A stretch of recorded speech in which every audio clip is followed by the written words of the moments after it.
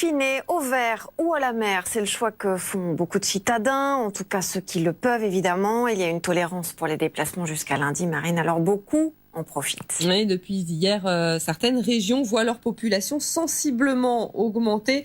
Les bords de mer, on va le voir, sont particulièrement prisés. En images avec Julien Gall. Ces passagers débarquent par dizaines à l'aéroport de Bastia. Pour pouvoir être confinés au grand air, ils ont choisi la Corse. Je me suis dit, une destination où il n'y a pas beaucoup de cas, donc pourquoi pas. On est quand même mieux en Corse, on respire quand même plus à Bastia qu'à Paris où on se sent beaucoup plus oppressé quand même. Autre destination ensoleillée, ce camping à Saint-Raphaël. Ce couple de touristes installe leur caravane dans le sud de la France pour au moins 4 semaines. Quand on a entendu Macron, on a dit bon il faut descendre quoi.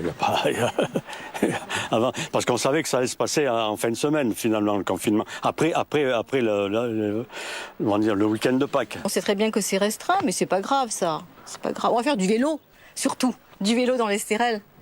Et ça c'est bien.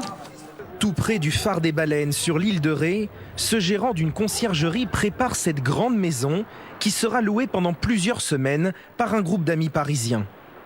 Tout a été repris et reloué derrière, plus par des amis qui ont envie de profiter une dernière fois cette fois-ci.